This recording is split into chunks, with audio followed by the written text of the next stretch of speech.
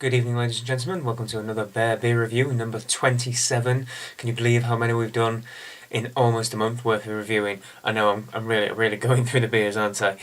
Tonight we are going to go to California for Bear Republic's Red Rocket Ale.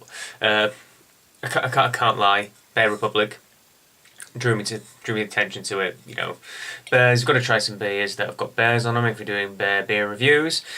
So I thought I'd try something different. This is a Scotch ale, Scottish style red ale. I haven't tried Scotch ales in this set of reviews before. I think I've only probably had one Scotch ale before this one, to be totally honest. So it's a new style for me. It says on the side of the bottle, Red Rocket Ale is a bastardised Scottish-style red ale packed with distinctive flavours and an aggressive hop character, rivaled by none. This unfiltered, bottle-conditioned amber-coloured ale breaks all style moulds.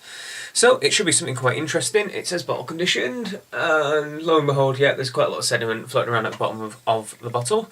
Bear Republic, I don't know a huge amount about them. Been on the website, had a quick look around and stuff, and all the beers kind of based on old racing memorabilia and bits and bobs, so all the beers are named accordingly to, I guess. So let's crack this fella open and see what we've got on the inside. It's not worked. Trading. There we go. I need to get a new bottle open, don't I? Something that will be able to actually crack the top of bottles would be quite useful, to be honest. So I'll give it a pour into a glass.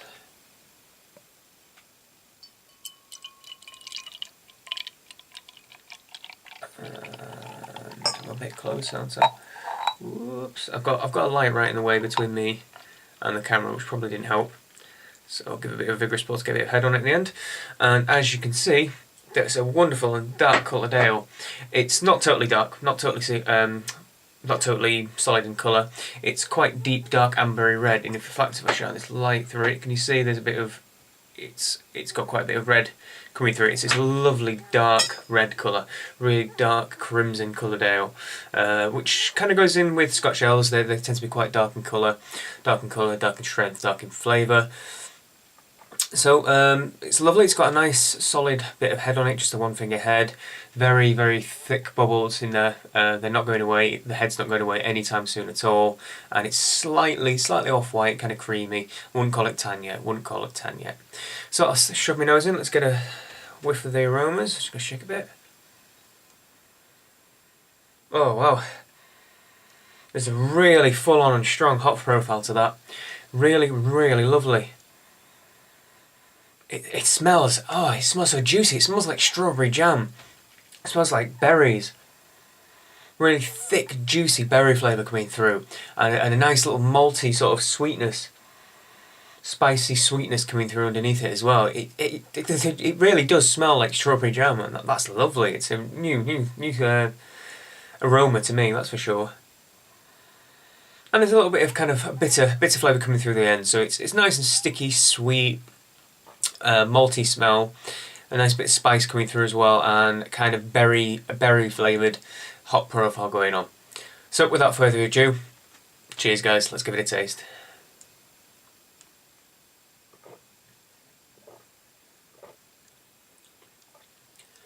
Oh, wowzers. Again, I keep forgetting to mention ABV because I really ought to. It certainly tells a lot about beer. This one's 6.9. 6.9 I believe, so not just not 7, 6.9, sorry 6.8, this is 6.8% this fella. But the malt flavour really reminds me of a barley wine. The first sip I got, I was kind of hit with this such a deep and strong, full flavoured barley attack. It really was quite visceral. It just reminded me of a barley wine. But to counterbalance that, there's a really prominent bitterness, as they described on the bottle. It's almost bitter from the start to finish. I kind of had a sip and I was immediately tapped with this full-on malt flavour, and this really stringent, bitter, hoppy flavour coming through as well. And it almost seems balanced in that respect. This really full-on malt flavour, this barley wine-esque malt flavour, is counterbalanced by that bitterness as well.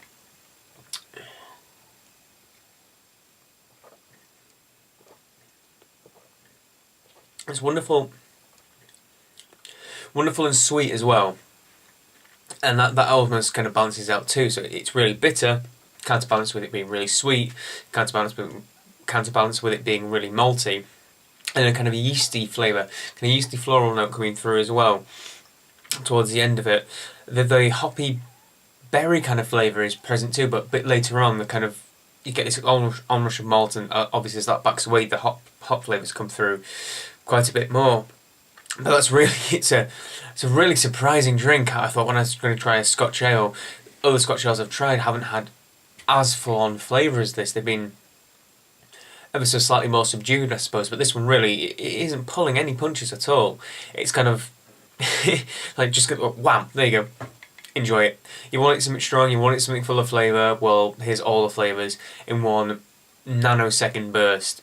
You know, the flavours, the development of flavours in this beer, they hit you and they're gone within a second, but I don't want to say gone, that the transition of flavours is gone within a second, and then you kind of get this residual bitterness, lovely malt. I always say this kind of breathing back, when you've had a good beer, and you kind of breathe out and you can feel it working. I kind of get like a backwards aroma coming out, and I can get the good malt coming through like that. And you know what?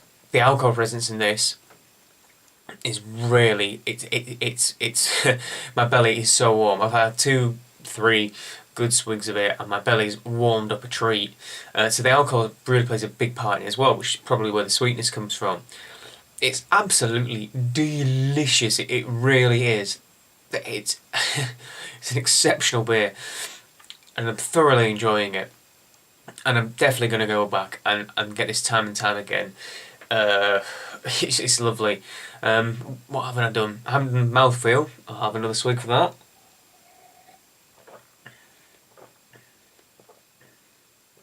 It's somewhere between medium and full-bodied and thick-bodied. It's no way is it light and by proxy watery.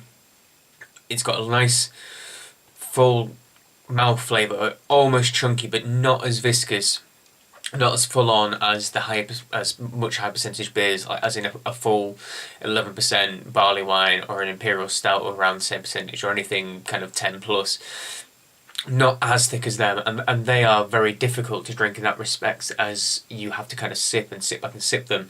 This one just borders on the line, so it's good enough to not feel watery in the mouth, and to feel just chunky enough that you can drink it and feel satisfied without it being too heavy, and really having to restrain yourself in how much you drink of it.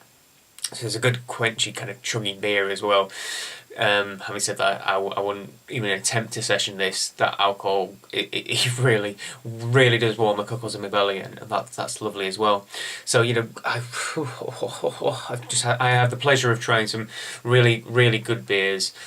This is right up there with some of the absolute best ones as well. This is it's absolutely fantastic. Go get yourselves a bottle of Bear Republic's Red Rocket Ale. It's absolutely stonkingly lovely. And I'm going to do a rating on this one, because I've decided I'm going to do ratings from now on. I think this is definitely... do I go with a 9 or do I go with a 10? Let's go with a 9.5 on this. I'm going to do a 10 scale. I'm deciding now on the spot. I'm going to do ratings of up to 10. This is going to be a 9.5, I think, just because I want to leave room for perfection. But this is damn good. That's how much I like this beer. It's forcing me to create a rating system for it on the spot. This is a 9.5. It's wonderful. Really, go out there, try it. Cheers, guys.